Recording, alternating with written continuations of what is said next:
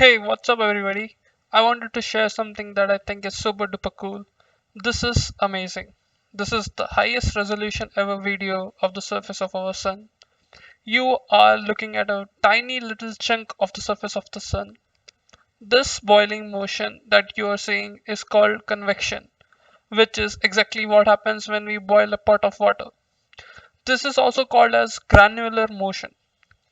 This movie shows the turbulent boiling gas that covers the entire sun. These convection cells, called granules, are each about the size of Maharashtra and Madhya Pradesh combined. Hot solar plasma arises in the bright centers of the granules, cools off, and then sinks below the surface in the dark lanes along the edges.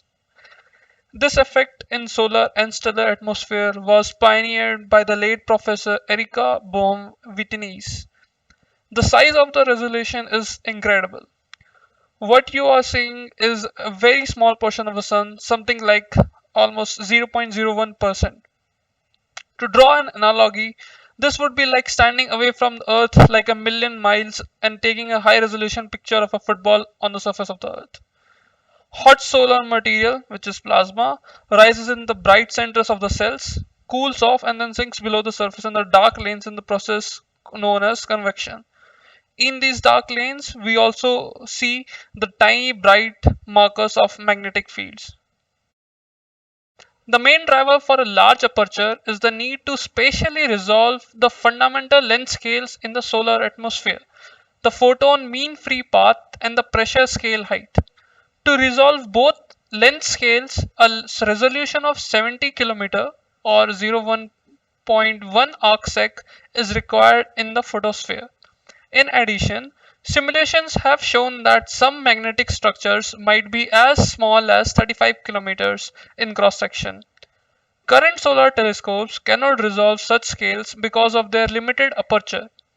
The near infrared spectrum around 1.5 micrometers has many advantages, particularly for magnetic field studies. An aperture of 4 meter is needed to clearly resolve features at 0.1 arcsec in the near infrared. Access to even longer wavelengths in the thermal infrared requires an open-air telescope design. In addition to the diffraction limit, time resolution is also a major driver for a large aperture. The number of photons per angstrom per second is independent of the aperture size at the diffraction limit. Photospheric structures can move with surface speeds of 7 km per second, so for 0.1 arcsec or smaller features, one must collect photons for only a few seconds to avoid spatial smearing. Thus, the total number of available photons collected with diffraction limited spatial resolution actually decreases with increasing aperture. To obtain the necessary signal to noise ratio at a given spatial resolution, the required aperture is larger than required by diffraction alone. An accurate measurement in the visible of the vector magnetic field at 0.1 arcsec resolution and 5-second integration time requires a minimum 4-meter aperture, and hence DKIST comes into play. The observatory is named after Daniel K. Inouye, who was the first senator and the first representative of Hawaii. He was a war hero. The National Science Foundation's (NSF) Daniel K. Inouye Solar Telescope is a 4-meter primary mirror solar telescope on the island of Maui, Hawaii, atop a 10,000-foot summit. It's currently the largest and the most powerful solar telescope in the world. With a focus on understanding the sun's explosive behavior, observations of the magnetic fields are at the forefront of this innovative telescope.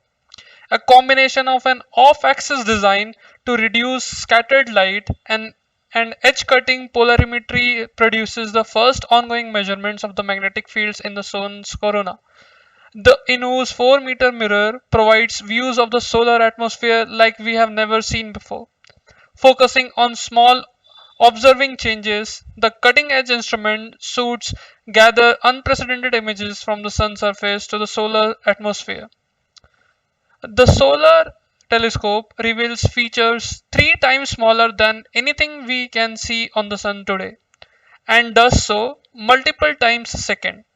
Not only do the world-class instruments and optical assembly allow spectacular imagery, but also have incredible spectroscopic capabilities. Observing the specific fingerprints of hundreds of atoms and ions throughout the solar surface and atmosphere will help us explain the dynamic nature of the sun's behavior. It is capable of capturing images in both the visible and infrared spectrum. The primary mirror collects more than 6 times as much light as the previous record holder. DKIST reveals the sun at the highest resolution ever attained. DKIST is capable of examining the sun in unprecedented detail from its surface all the way out to its corona, and it joins NASA Parker Solar Probe and ESA's Solar Orbiter for solar observation. DKIST will be a 4 meter off axis reflecting telescope which will have the spatial, temporal, spectral resolution and dynamic range that is needed to see them and measure the basic magnetic structures, also known as magnetic fibrils, at the solar surface and into the outer atmosphere. Currently, much of the magnetic field is invisible. We, therefore, will depend on the DKIST for quantifying, understanding, and predicting the consequences of such magnetism on solar terrestrial and astrophysical plasmas. With DKIST, we will have the ability to zoom in to observe fundamental magnetic and plasma processes occurring at their natural and finally gain an understanding of the role magnetic fields and their interaction with the embedding plasma plays in solar activity. With the new spatial scales that DKIST will allow us to resolve and the new spectral windows it will make available to us, we will also have new opportunities for discoveries of processes we had no idea existed. The first sunspot was observed with the Innu Solar Telescope on 28th January 2020. It shows off the 3D structure of the sunspot. The dark central region is where the magnetic field lines are so densely concentrated that they open up a huge gap in the surrounding convection cells. This is as big as the continent of USA, but it's not even big as compared to some of the larger sunspots. Many are actually the size of Earth and some can grow to even much larger. This short movie compresses about 100 seconds of solar time into just a few seconds to highlight the significant evolution of small scale structures known as penumbral grains and umbral dots. It was recorded with a 2K by 2K wavefront correction context viewer camera at the wavelength of 530 nanometers. Now that the sun is starting to get active again, we can watch the sunspots evolve in very fine detail, which will answer some of the questions of our home star, the least of which is its corona, and why it is so hot.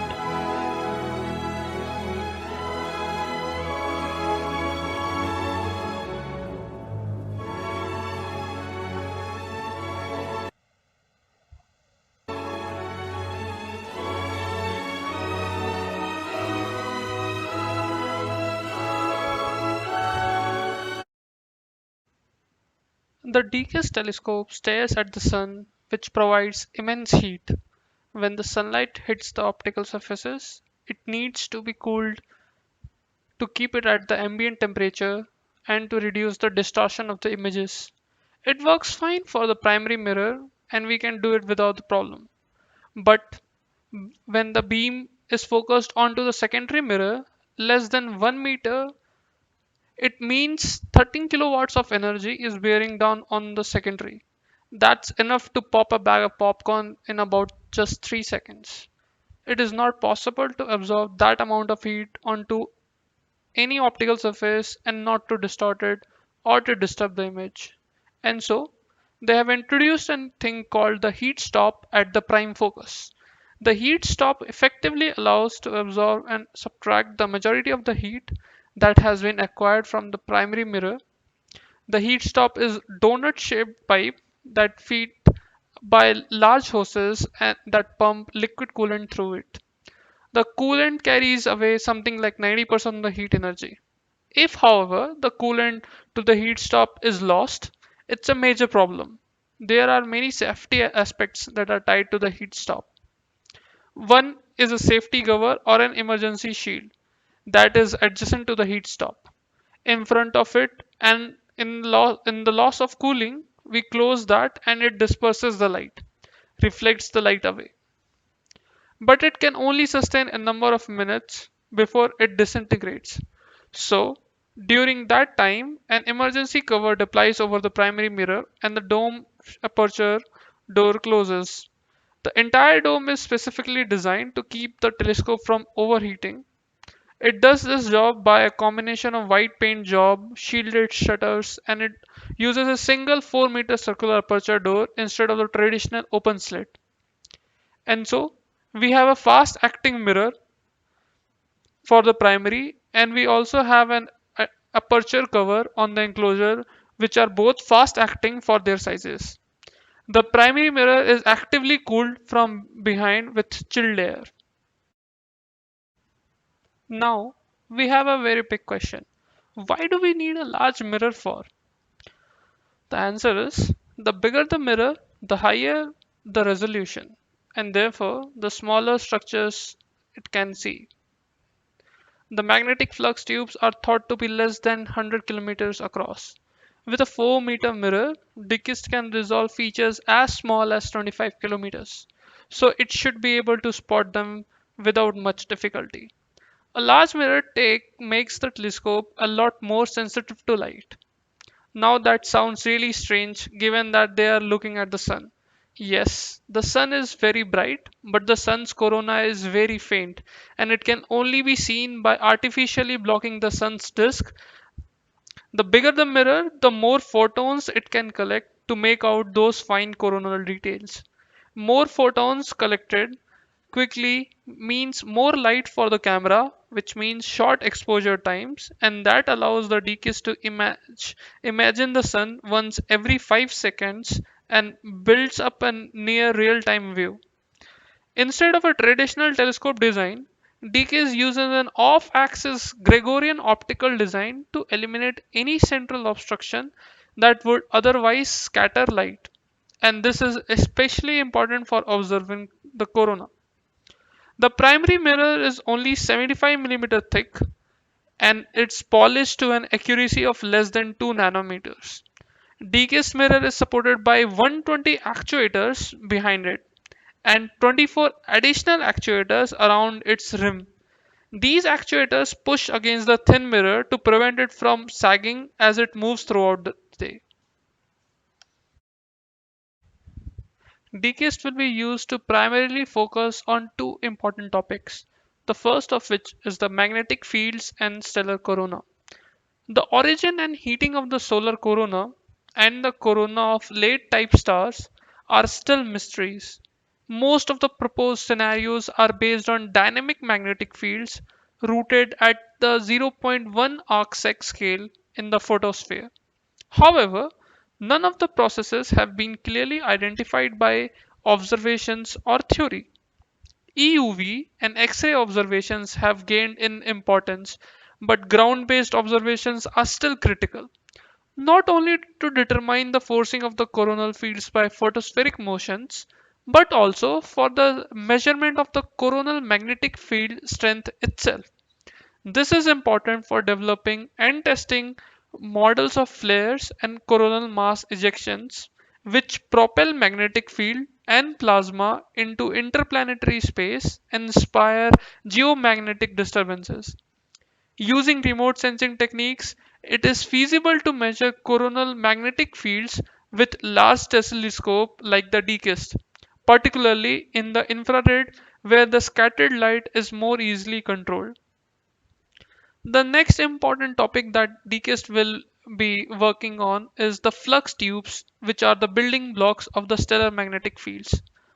Observations have established that the photospheric magnetic field is organized in small fibrils or flux tubes. In these elemental structures, the magnetic field intensity is strong enough to control the local environment, but the flux tubes have a group behavior controlled by the photospheric convection patterns. Except for sunspots, these structures are mostly unresolved by current telescopes. Flux tubes are the most likely channels for transporting energy into the upper atmosphere and thereby influence the solar irradiance. Detailed observation of these fundamental building blocks of stellar magnetic fields are crucial for our understanding not only of the activity and heating of our outer atmospheres of late type stars, but also other astrophysical situations such as the accretion disk of compact objects or protoplanetary environments. Current solar telescopes cannot provide the required 0.05 arcsec resolution spectroscopy to explore these enigmatic structures. DKIST will help resolve this issue.